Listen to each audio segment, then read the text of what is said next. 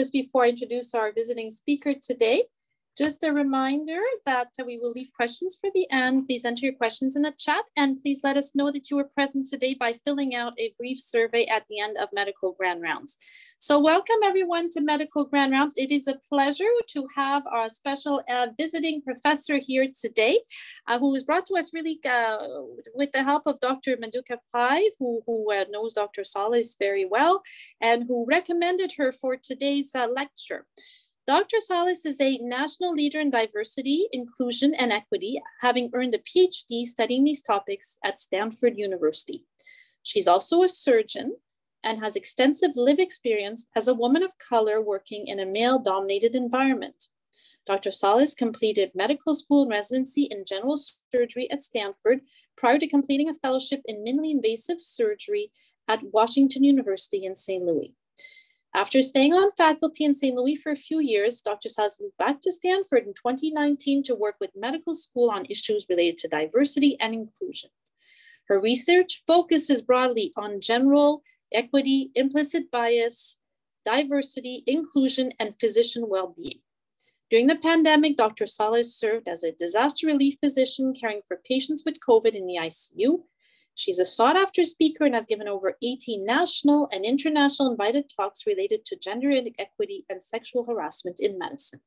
Dr. Salles is a prolific researcher and writer, having had her work published in prominent medical journals such as JAMA, Lancet, JAMA Surgery, and she also writes for broad audiences through outlets such as USA Today, Time Magazine, and Scientific American. She's passionate about helping marginalized people achieve their full potential at work.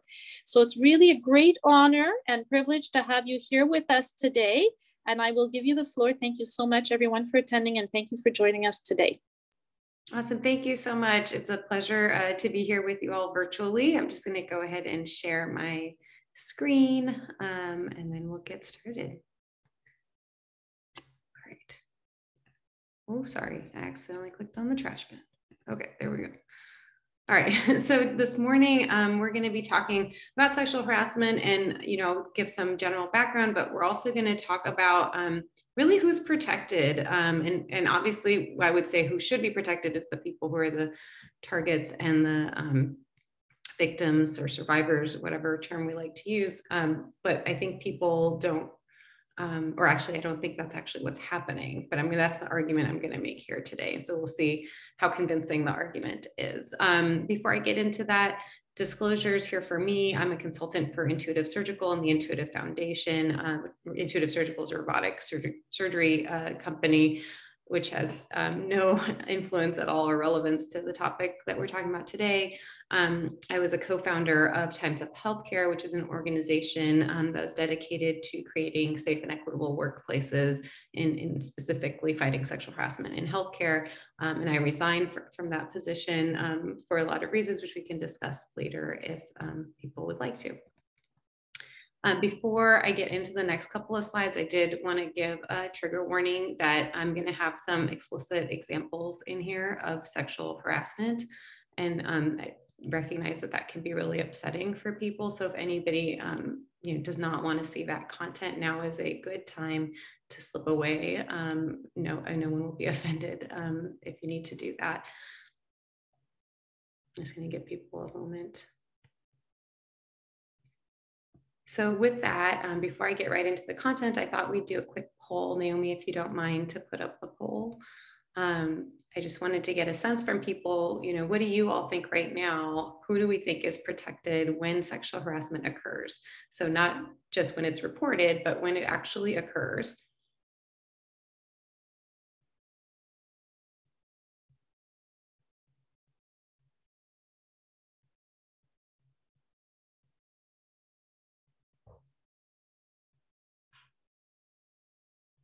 All right, pretty good. So that's interesting. So this is telling us that, am I reading this right? Oh, I see 19 of 44 people participated. So of those who've responded to the poll, the majority will say the perpetrators are being protected, but not everybody, right? There's some portion, it looks like about maybe a third of people. Somehow these numbers aren't adding up like 17 plus 6 is not 19, but Naomi, I don't know if maybe more than one answer was allowed, but anyway, some minority of people say the victims are protected, and then the majority are saying perpetrators. So just keep those numbers in mind, and we'll come back to this later on. Awesome, thanks, Naomi. See if I can get rid of that. I somehow can't get rid of that poll. Can you close it for me, Naomi? Is that possible? I don't know why it won't let my mouse go to the close button. Oh, here I got it. Okay, great. So on this slide, I'm going to just share some specific experiences that I've experienced. And then, I'm sorry? Okay, some things that I've experienced, and this is specifically within the context of professional societies. We all know that in order to kind of advance in our careers, one of the things we have to do is to establish a national reputation. And one of the ways that we do that is with our involvement in our professional societies. And aside from the meetings themselves, which are definitely a situation in which people are susceptible to sexual harassment and assault, just the general setup of how these societies work really makes it challenging for younger faculty, and especially I would say women, who are trying to kind of climb up these ladders and build that reputation. So this exchange here is an example of a conversation with someone in a professional society that I am a member of. And this person is more senior than me in the society and is a man. And, you know, when I entered these societies, you know, years ago when I was a resident and then as a junior faculty, I recognized I needed to build relationships, right, with these people who are in more senior positions, because that's all part of the networking and how you get onto committees and become a chair and so on, which again is what you need for promotion. So the problem is, or the challenge I think that comes up frequently for women in particular, is that we have to figure out how to build these relationships with the people who are in seniority, which usually are men, without giving them the impression, or without them taking away the impression, that we're interested in something more than a professional relationship with them. So this is an example of that. I had gone to a conference, this is pre-COVID, and this person had asked if I wanted to grab drinks one of the nights. And you know, he wanted to do it in the hotel lobby bar. So I thought that was reasonably safe because, you know, we're in the hotel lobby, lots of people walking by, it's a pretty public area. And we don't have to like walk somewhere and come back, where, you know, being alone at night with somebody out in the world can be risky. So I said, sure. And then this was a text that he sent to me. You know, we had a drink, and then we went to close out the, you know, just networking kind of basic conversation. And then we went to close out, and I, you know, put my card out because I was going to pay for my drink. And he said, oh, I don't like to let pretty women pay for their drinks. And I was a little bit uncomfortable, but I mean, you know, not much I could do about it. So I said, okay, yeah, I hear you, but I'm just going to pay anyway. And then he sent this text afterward. It was good spending time with you. We could have had more fun if you weren't so tired, but have a good night. And at the time, I honestly didn't think too much about that text. I really was tired. I think I had to give a talk the next morning. But then later that week, I was going to the Kentucky Derby, and he says this next thing here: you didn't send me a full-length photo so that I could judge your entire outfit. And I had posted a photo of my hat on social media. As people know, I think most people know, the Kentucky Derby, you wear outrageous hats. So I posted the hat on social media, and that's what he's commenting on. Like, I want to see the rest of the outfit. And I said, well, I don't have a photo of the rest of the outfit. And then he says, well, have you changed already? And I said, no, but I'm leaving, you know, we're heading out. And then you see that he says, well, get someone to take a picture. And I didn't really know how to respond to that. I don't think that's an appropriate thing for him to be asking. So I just said, I'll try, but, you know, like I kind of punted, you know, and said the hat's really the most important thing. And then he says, well, how can we comment on the hat without seeing the shoes? We judge outfits and educators as a whole. And, you know, I just said, I know. And like, oh, sorry, you know. Then the next day he's still pushing and says, I'm still waiting for the photo. And I hope that people can understand how uncomfortable this whole exchange made me, and made me very uneasy in terms of future interactions with this person, because clearly this is interest beyond, let's talk about our research or what work we're doing at our institution. And it's frankly unprofessional. This person, a couple of months later, I was invited to their institution, not by this person, but by someone else, to give a talk, and we had gone to a dinner. And after the dinner, he wanted to walk me literally across the street to my hotel, which I tried to say like, oh no, that's okay. Like, it's just across the street. And he was like, oh no, I'll walk with you. And then he wanted to get another drink there. I had to, again, you're just trying to walk this line and not offend anybody as a younger person in these situations. So I said, sure. So we had one drink at the hotel bar, and he wanted to get another one. And I said, oh, I really should get back to my room and prepare for my talk in the morning.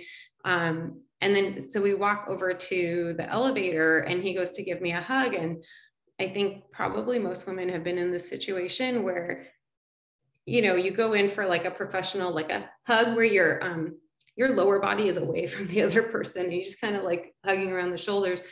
But that's not the type of hug that this person was trying to get. And not only that, but he wouldn't let go. So like I had let go, and he was still holding on quite tightly until I had to say, I think your wife and your kids are probably waiting for you. And then he finally let go and walked away.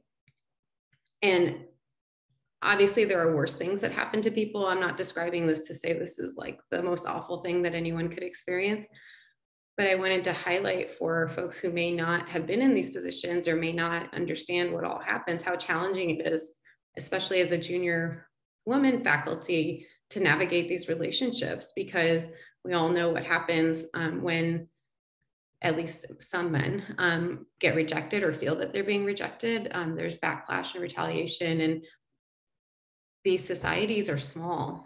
So if you have one person in a position of power who decides that you're obnoxious for whatever reason, then that kind of blocks your pathway for climbing up. There's another example that I wanted to share, which is, again, a senior member of a surgical society who I was trying to, develop this professional relationship with, who is a man. He had been this was when I was in St. Louis, and he had been in St. Louis and been in our office area, and he'd taken a picture of himself for whatever reason by my office door and sent a picture like saying, hey, here I am at your office. And then he was heading out of town. And so I said, okay, great. Like, see you at the next whatever meeting. And then he sends this heart eye emoji, which took me aback a little bit. I'm like wondering why in the world I'm getting a heart eye emoji. And if you think, well, what's so bad about that? Just imagine him sending that to a man. It would be unusual. So this person was a collaborator of mine on a major research endeavor. And I had sent an email about something related to this project. And he writes, first, I smile every time I get an email from you, which, I'm sure he just was trying to be nice. But really it wasn't a social email. It wasn't like asking him for something on a personal level. It was really a work email about this collaboration. And then he gets to the point about the project. And both of these examples are ways in which people, in this case, these two men, made me feel objectified and made me feel like the only reason maybe they were being nice to me was that they had some other interest in me as opposed to my work. And again, navigating these lines is really tricky. I don't know how many of you have followed the orthopedic surgery Google Sheets fiasco, but this came out last month. So I wanted to give another example. And the reason I wanted to share this is because this is the younger generation. A lot of times people think that if we just wait, things will get better, that younger people are more woke or are going to be better at handling these things. So these are students. So the Google Sheets are exactly that. They're Google Sheets that these applicants in orthopedic surgery use to communicate with each other about programs. So the idea is that as they're interviewing These are fourth year medical students that as they're interviewing for residency programs, they can share notes about, you know, at this program, they seemed really friendly, or at this program, they seem really toxic, or this one has too much call, or this one has only one type of hospital, or, you know, whatever the things are that they want to share. Well, it became known within the last couple of, actually, it was like maybe 3 weeks ago or so, that the orthopedic surgery Google Sheets that were being used for this purpose for the match also were including some really toxic comments about women. So this is a question that was asked on the Google Sheets. Women applicants, genuinely curious, are you actually in love with ortho, or are you in love with the idea of being a woman in ortho? And the big blurry thing on the right is the responses. I'm going to highlight some things just to point out that after this all came to light, these comments were deleted. So I'm relying on screenshots that people had sent me. That's why they're a little bit blurry, but here's some key things that I pulled out. So this one says, I do question if the intention for most is wanting to do a surgical subspecialty that's male dominated just because they will stand out and get praise for it. Every female I know makes a huge deal over how they are female wanting to do ortho and brag about it. And this one, this is from a woman, I'd so much rather be a male in ortho than to live my whole career as I will with other people questioning whether I got to where I am because I'm a female diversity token. Or this is another man who says, girls who go into ortho like to make it known that they are interested in ortho and act like they are oppressed and discriminated against. And I will just say that as a woman in surgery, although general surgery has a lot more women than orthopedic surgery does, I definitely would rather not be a woman in surgery. Like if I had a choice, I would rather be a man in surgery, because it's not just as this one student says about being a female diversity token, but the atmosphere is so toxic. If I didn't have to live life this way, I would not do it. I see this idea of females, first of all, not women, bragging about being women in ortho. I think it really reveals the lack of understanding that these men have about the challenges in being in a male-dominated environment. And this question of acting like they're oppressed or discriminated against, you know, I would argue that they are actually oppressed and discriminated against. And this very conversation on this Google Sheet is evidence of that. There's just a few more comments I wanted to highlight from these sheets. So I'll back up and say that one of the women, so they were speaking actually about specific women as well in these ortho sheets, calling out specific applicants and talking about them, whether they were friendly, whether they were smart, whatever. There was one woman applicant who is on Twitter, and somebody notified her that she was being spoken about on these sheets. And that's how ultimately this all came to light. But what you see on the top left here is a conversation about this woman and how she uses her Twitter account, whether she's okay or not okay, like whether basically they think what she's doing on her account is acceptable, which is really not for them to judge anyway. And in the middle of this conversation, somebody says, but is she down to fuck though? As if that's relevant in any way or an appropriate thing to be discussing. And again, this is a professional context. They are supposed to be talking about their residency programs. And this person said, well, why did you choose ortho? And the answer was the phrase, fuck bitches, get money, comes to mind. I mean, the fact that people think that this is okay to write in a public forum that literally anybody could see tells us a lot about the mindset of these young men. And these are some of the smartest people in medicine. And then this comment, the average attractiveness of females has gone down. And again, talking about us as females as opposed to women. And then what does the attractiveness have to do with anything? There's many inappropriate comments in these sheets. These are just some of the examples. They're not even necessarily the most egregious. They're just the ones that stood out to me in the number of screenshots that were sent to me. And again, I'm sharing these not to make people upset, but to point out that this is the young people. So this is not, sexual harassment is not an issue that only the older, people like to say the old white men. It's not just an old white man issue. So let's talk for just a couple minutes about what sexual harassment actually is, because I think there is some confusion on that point. So first of all, I want to just start by saying that sexual harassment is not about sex. It's about power. And the basic foundation of sexual harassment is power differentials. And power can be vested in us by virtue of many different factors. So it can be the title that you hold if you're, say, a department chair, or even as a faculty member compared to a student, right? There's some inherent power difference there, but there's also power in our gender, men being afforded more power in the society than women, for example, and both men and women being afforded more power than non-binary or agender, gender fluid, or other individuals. It can be because of our race, right? We know in this society, we have basically a white supremacy culture. So white people are afforded more power than our other people. Point being, there's all different characteristics and identities that we carry that give us power. Whether we want to claim that power or not, it is given to us. And anytime there's a power differential, that power differential can be abused in different ways. One of the ways is sexual harassment. So sexual harassment is typically classified in these 3 different tiers that I've shown here. And gender-based harassment is the most common. And it is objectification, second-class status, hostile treatment of people of one gender. So that's a lot of what we saw in the Google Sheets, and even what I personally experienced, I would classify as gender-based harassment, but also unwanted sexual attention, which is the next category, which is exactly how it sounds. It's either verbal or physical unwanted sexual attention. That it includes sexual assault in that category. And then coercion, or quid pro quo, is basically making some sort of outcome contingent on a sexual favor, whether it's a grade in a class or an opportunity. It's only going to be offered if the sexual favor is provided.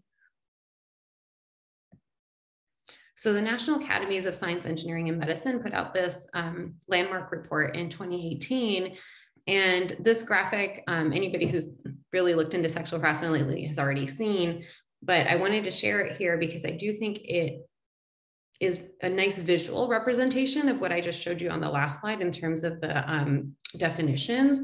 So what they really kind of pointed out in this report is that for many of us, when we think of sexual harassment, we think of the things that are above the water here on this iceberg model, the unwanted sexual attention and the sexual coercion. But really all the things that are below the water, the nude images at work, sexually humiliating acts, unwanted sexual discussions, offensive teasing, sexist insults like women don't belong in science or women don't belong in medicine, obscene gestures, etc. All of that is also sexual harassment. And we don't always think of it as such, especially in medicine. And I will say, especially in surgery, because these things happen so often, they're really pretty much ingrained in the culture. And we tend to kind of ignore them because they're happening all the time. But that's not okay to have these things happening all the time. And, one analogy I would make about this is when people talk about COVID, and people who are kind of COVID deniers will focus on the mortality and say, well, the mortality risk is low if you're looking at the population on the whole. And one of the things we often will say back is mortality is not the only outcome of interest in COVID, right? We have so much morbidity that comes from people having had COVID.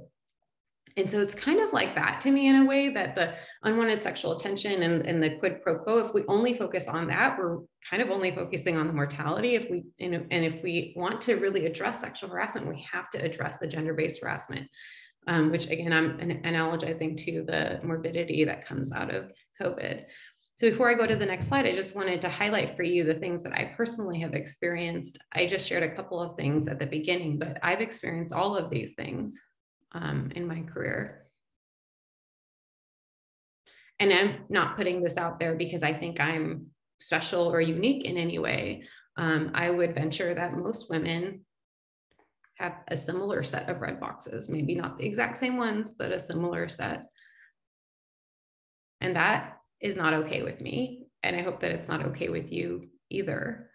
And we've got to make efforts to change this. I will just add that women are not the only people who can be affected by sexual harassment. And indeed, people who have other genders and people who have any sexual orientation other than heterosexual are more likely to receive or be targeted by sexual harassment. And men too can experience sexual harassment. I'll just add here that sometimes when I'm giving these talks, people become really concerned about men being falsely accused. And so I'll just share one data point, which is that men are more likely to be raped than they are to be falsely accused of sexual harassment. So, back to this question of who's protected. So I just wanted to give you all those definitions and examples so we all have an understanding of what it is we're talking about.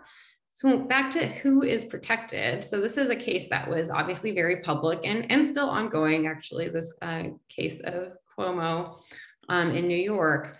And what it looks like from the outside, if you're kind of just taking a quick look and you're just browsing headlines, is there were claims made that he was sexually harassing people in his office. There was an investigation, and then he resigned. It looks very linear, like people brought the concerns, the investigation was done, and he resigned, or people want to talk about canceling, he was canceled, whatever. You can have a conversation about cancel culture later if people want to. But in reality, that's not actually what happens. So let me give a couple of examples from academics, just so we know it's not just a politics thing, and it's not just a thing in Hollywood either. So these are two examples that are pretty recent. The one on the left is a biologist named David Sabatini, who's a famous researcher some of you might be aware of. And he was fired from the Howard Hughes Medical Institute just this summer. And I'll just point out that he was fired not because people brought concerns about sexual harassment, but because they did a culture survey.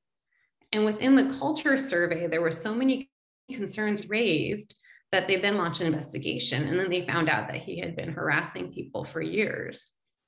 But nobody felt comfortable to bring complaints. And if they hadn't done the survey, he would still be at Howard Hughes Medical Institute.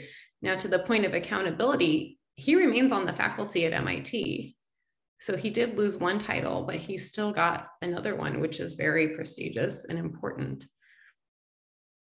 So it's hard to know who was being protected, right, in that situation.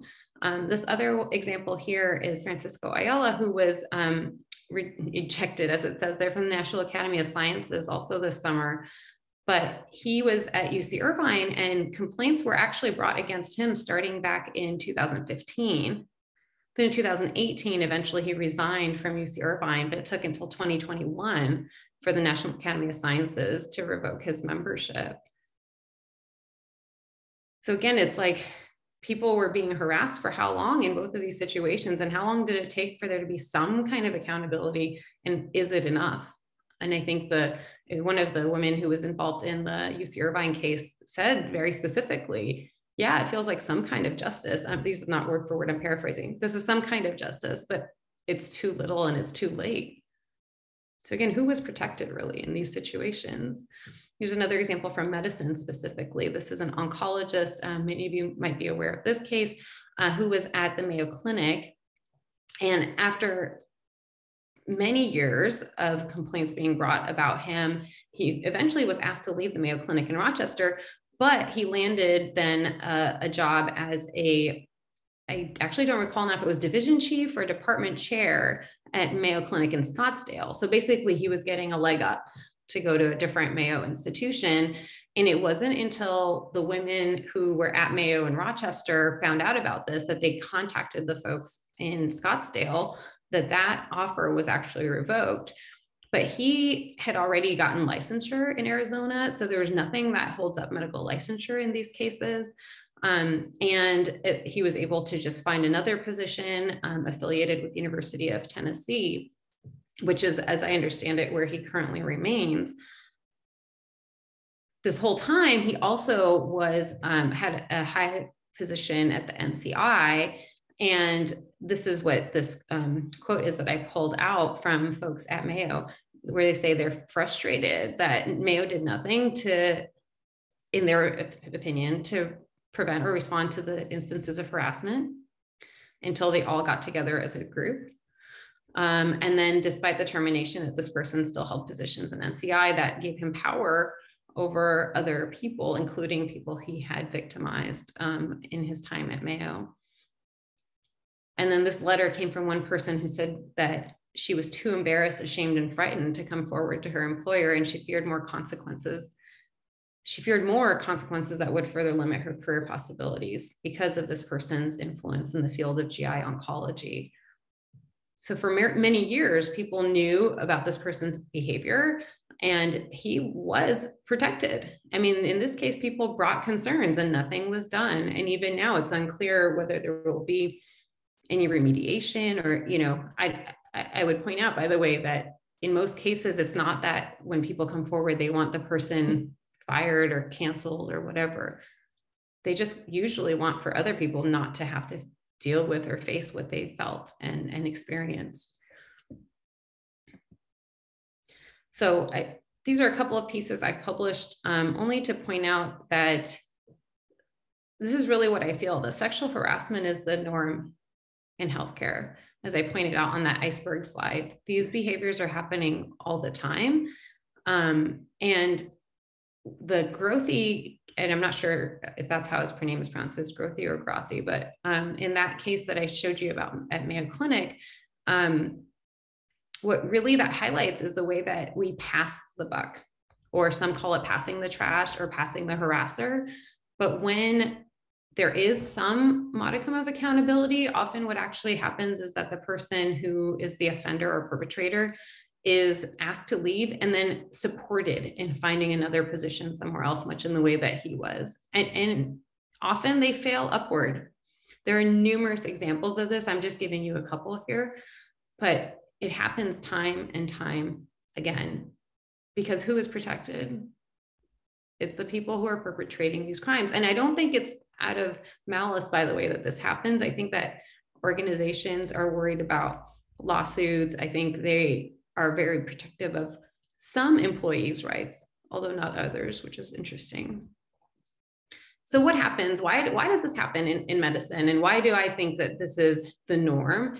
Well, these are 4 factors that came out really of the National Academy's report as factors that basically predispose our environments to sexual harassment. So one is if it's a male-dominated environment, which it is in medicine still, and especially, you know, in my field in surgery, places where we have strict hierarchies, which again, we have in medicine, and places where there's tolerance, where people want to not see what is happening around them, or when people see these things, when things are reported and nothing is done about them. And again, I would argue that that's definitely very common within medicine. And then the last predisposing factor is when people are isolated. So when people are working in a lab one-on-one with a mentor, for example, or when we're on call, and you know, in surgery, for example, this would happen a lot when you're a second-year resident, you're on call with the attending, and it's just the 2 of you, or you're, you know, in clinic, and it's just the 2 of you, and so on. So these are all factors. These are kind of the main 4 predisposing factors, and we have all of them in medicine. So I want to go back to the report, because these are the types of things that are happening also in medicine all the time. So this person, Charlotte Bennett, is talking about getting yelled at. And she said, if you get yelled at, it's not a special day. It was controlled largely by his temper, and he was surrounded by people who enabled his behavior. As a result, when he said inappropriate things, Ms. Bennett felt uncomfortable. She said, but I also was acutely aware that I did not want him to get mad. And then another person said, for whatever reason, in his office, the rules were different. It was just, you should view it as a compliment if he finds you aesthetically pleasing enough, if he finds you interesting enough to ask, not permissible in a typical workplace environment. I was in this mindset that it was the twilight zone, and the typical rules did not apply. And why did the typical rules not apply? Because everybody was protecting this person who was clearly a bad actor. So they talked about how when there were investigations done, there was consideration over, you know, what should happen, and that there should be, there was a recommendation that there should be a formal investigation. And instead of doing that, the executive chamber staff sought to implement a practice where individual staff members who were women were not to be left alone with the governor. So they know there's a problem. they should do an investigation, and instead they make another policy that they think is protecting the people who he was targeting.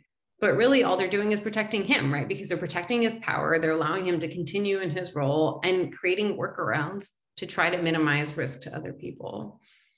And then this is in the conclusion of the report. We conclude that such behavior by the governor was part of a pattern that extended to his interactions with women outside of state government and was enabled and facilitated by a culture within the executive chamber of secrecy, loyalty to the governor, and fear, as well as the normalization of inappropriate comments and interactions by the governor. So it's this normalization that I think is really happening in medicine and is making it really hard for us to change the culture, and the enabling and facilitation. Because if you think about, for example, the dean at Michigan State, who was in charge essentially when Larry Nassar was there and all of that was going on, he was enabling, at the very least, enabling that behavior to continue. If you think about the dean at USC School of Medicine, I don't know if any of you followed that story, but he was someone who was using illegal drugs with sex workers in his office on campus and had been known to behave inappropriately at his previous position before he got hired as the dean. But they took him on. And the point is that, or the point I'm trying to make here is that these are patterns and these are normal things that are happening throughout our healthcare system and throughout probably most types of organizations in this country, because it's part of the culture.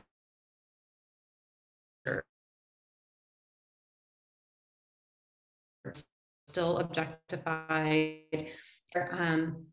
just friendly from someone after I had posted some things on social media about sexual harassment. And this person is a man, and he's very concerned about men now. And what he says is, he's talking about what happens if someone is accused of sexual harassment. And he's arguing that it's not sexual harassment, basically. And he says the case gets kicked into the sexual harassment monitoring system where the person in crisis, and by the way, the person in crisis he's talking about is the person who's perpetrated the behavior, receives stern lectures about consent. This is how shit avalanches downhill for people overwhelmed in a real crisis. They will feel betrayed by a system so focused on women's issues that it couldn't possibly help a man in his time of need, nor address other non-protected bullying he may face. Person goes on to say, anybody can write a letter with innuendo saying so-and-so is a bad man and he's out. That Stalinist cultural revolution kind of stuff that spirals quickly out of control. I've known people with vindictive agendas who might contribute to things like that. And I wanted to share this because I think that there are, so I do not agree with these views, but I think there are people who have similar types of ideas as what this man is expressing. And I can understand how it might look like that. And that's why I shared that media timeline with you. But here's what's actually happening from the survivor perspective.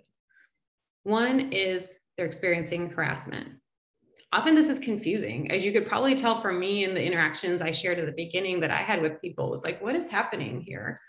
Why are they saying these things to me? And then you're not sure if it's appropriate. You're having a negative reaction. You're like not really understanding what's happening. That leads to some mental and emotional distress. And then there's a question of whether you report it or not, especially when this is someone we work with at our own institution. You know, reporting is an important way to try to make change. Yet what happens when we report often is that we then lose control of the narrative and exactly what happens and even our own situation. I don't know if people are familiar with JARVO, but this is a common response to people reporting, which is deny and attack attack the, sorry, I forget what the R stands for at the moment, and then reverse victim and offender. So this is a very common response, which is basically we say, no, he didn't do that, and you are lying. Or you did this wrong. So that's the reverse victim and offender, where we're flipping the script and blaming the person who's doing the reporting. And also along with that comes institutional betrayal. often. So institutional betrayal is coined by Jennifer Fried, who's a researcher. And the idea is that, or what she's shown is that when people report and they have experienced some harm, the way that the institution then responds to that harm often is even more harmful than the initial problem. So if I were sexually harassed and I reported it, the way the institution handles my reporting actually can be more traumatizing than the initial harassment in the first place. Partially because of DARVO, but also because of just the way that institutions handle sexual harassment cases at this point in time. Then if they choose to pursue a legal case, there are of course legal fees. Then therapy is obviously a huge part of getting through all of this. Oftentimes there's a loss of career. There's at the very least usually a loss of the job, but often there's also a loss of a career because it's very hard to go on when you can't get references that are positive because you've reported, and there's retaliation, and theoretically retaliation is illegal, and yet it happens all the time. And then there's relationship strain amongst our own personal relationships and the people in our lives as we're going through this very tumultuous time period. It's hard for people to really stay in it and be supportive because these battles take a long time. These aren't solved within a month or two, and often not even within a year or two. And then there's a question of, does somebody take a settlement? Often settlements come with what people are commonly calling NDAs now, non-disclosure agreements, where sure, we'll give you some amount of money for you to go away, but then you have to never speak about this to anyone. And then it's that type of settlement and those NDAs that keep the harassers in place, because basically the outcome was, I'm not going to tell anybody. That means if I don't tell anybody, then nobody knows. That means that person continues on in their role and can do it again ad infinitum. So the National Academy's report did look at what are the consequences of sexual harassment. And basically what they found was a whole host of things that you can see there on the right, job-related variables and personal health-related variables, but it's all bad. Less job satisfaction, more likelihood of turnover, leaving the job or absenteeism, lower productivity, worse mental and physical health. And they concluded the cumulative effect of sexual harassment is a significant and costly loss of talent. Not surprising, right? Given what I just showed you. I mean, that spiral of awfulness is enough to make anybody lose their career. So I don't know if people remember this, but this was at the Golden Globes in 2018 when, you know, it was fresh off the heels of all the Harvey Weinstein stories that came to light with the wave of Me Too that had been ignited in the fall of 2017. And Oprah said, for too long, women have not been heard or believed if they dared to speak the truth to the power of those men. But their time is up. Their time is up, she said. And I think that many people hoped that that was true. I mean, I know I did. I mean, I still remember that moment and how inspired I felt. And I think many of us did. And yet what we've seen in the years, 3 years, coming up on 4, gosh, I guess since then, is not really. There's some isolated incidents here and there where it seems like there's some amount of accountability, like the ones that I shared with you, but it's definitely not the most common thing. So, you know, what do we do? I just wanted to make sure I leave you all with something that's not just, it's all bad and there's nothing we can do about it. All these things that I've marked in red are points at which we can actually intervene. So one is, you know, when we see the harassment, we can intervene as bystanders and we can become upstanders. And that can be even just providing support to the person who's the target afterward. But sometimes it's intervening at the time, interrupting, distracting, whatever it is to make the behavior stop. It can be going to that person who is the perpetrator and speaking to them about what they're doing. That's an important point of intervention. Reporting. I very strongly feel that the way that reporting is handled, at least in the US, in our institutions that I'm aware of, it's punitive for those who are reporting and may or may not result in an appropriate action taken for the perpetrator. But even if it does, it's at a huge cost to the person who's reporting. Institutions can choose how they're going to handle the reports, and they can choose not to betray those who are sharing the challenges and the actual crimes that have been committed. One of the things that Jennifer talks about is how people who bring concerns to organizations, whistleblower types, those are the people who actually care about what's happening, because it's a lot easier to just walk right along and act like you never saw it.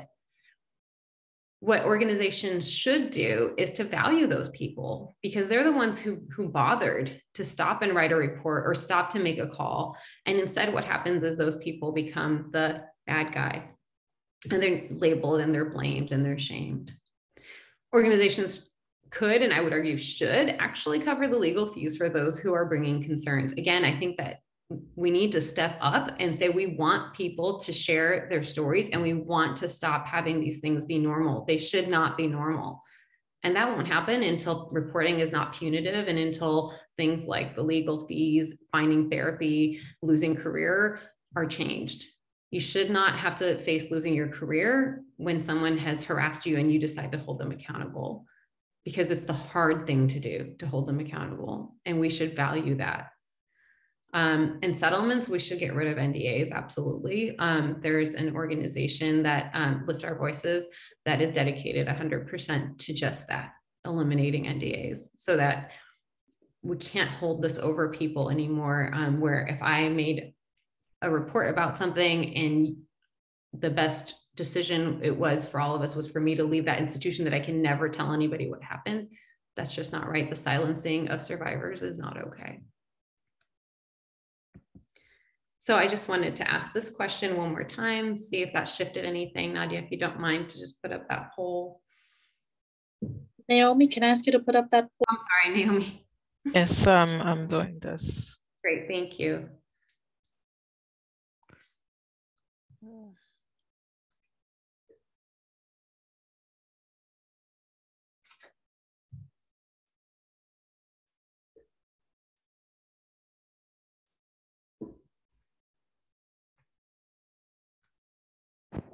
So yeah, who is protected when sexual harassment occurs?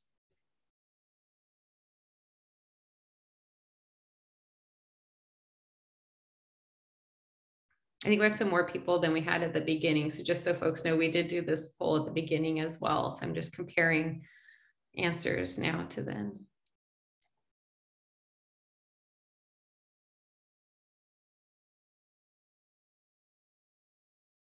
All right, looks like we probably have the majority of people who are going to answer. Feel free to keep putting in your response if you haven't done so yet.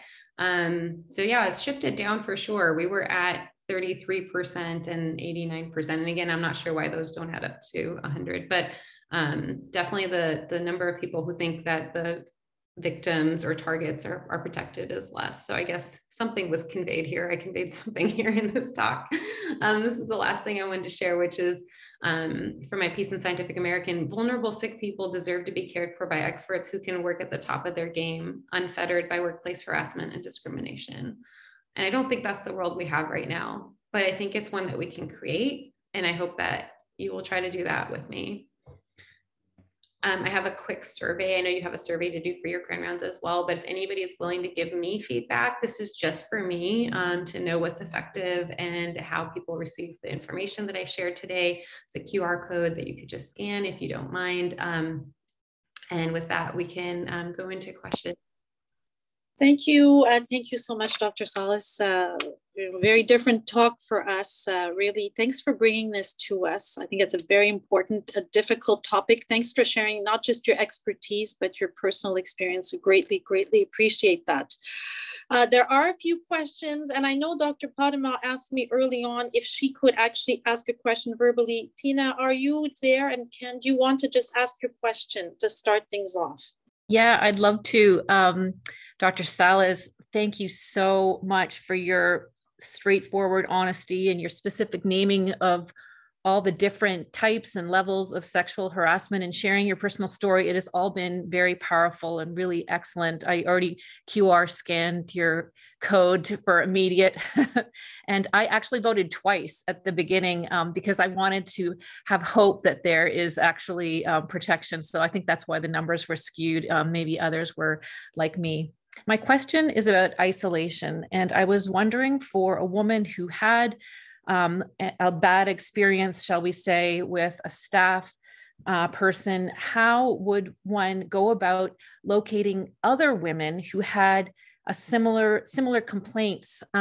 Because I think that there's really power in numbers, and certainly with the Harvey Weinstein story, I've actually kind of wondered how they were able to gather enough people that would sort of be able to band together, especially if the person is a resident or a student at the time and has that extra level of differential. But certainly at any level of your career, you really very elegantly enumerated all the ways in which any woman would have, and so I think there's strength in numbers. And I was actually even wondering if there was research into hospital-wide wellness surveys about sexual harassment and the level, the verbal type, texting, stalking, whatever it is, so that women could anonymously say, this person, me and another person had a bad experience with this person, to kind of gather some data, because part of it also is in the outbreak, sort of, 2 cases, 3 cases, and then you have enough of a case against a person. So I was sort of wondering about that isolation and going from the step of being the one person to finding others that have had a similar bad experience. Yeah, so it's a great question. One thing I want to say real quick is that I think one person's report should matter.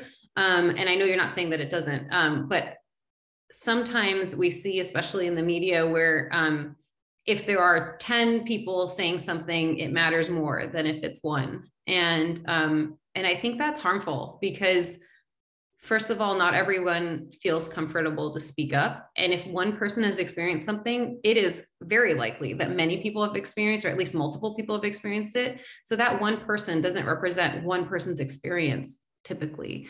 And this idea that is set out really, I think, a lot by the media is, if more than one person, or if multiple people or enough people aren't reporting something, then it's not so important. So I just wanted to make that clear, that I think actually if somebody has done wrong to one person, even which is different from only one person reporting, but someone has done wrong with one person, that is worth dealing with. It is important to deal with before it gets bigger than that. And one person reporting represents multiple people's experience. But to your question of like, how do we protect people better?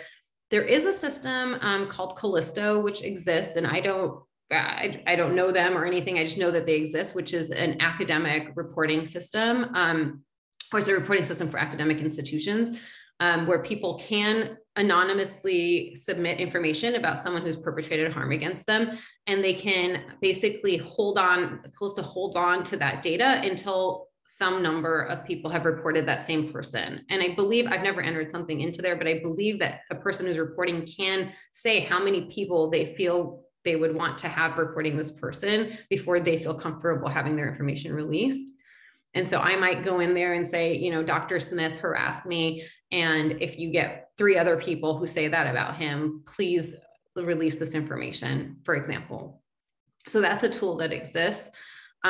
Institutions, I think, have varied decision-making around whether they do or don't want to have anonymous reporting systems. Every place could have on their website, you want to report someone anonymously. Some places do have that, other places do not. And I think the problem, like the fundamental problem, is the distinction between HR protecting the institution and who is protecting the employees. Like, nobody is protecting the employees who are experiencing this harm. Because when they bring this concern to HR's duty, really, it's not that they're bad people, but their duty is to protect the organization. And there's really no one whose real duty it is to protect the individuals who are bringing concerns. Even at academic institutions, Title IX offices, which you could argue are supposed to do that. I would just say, I'm not accusing anyone of anything, but that many people I know have not had good experiences with Title IX offices.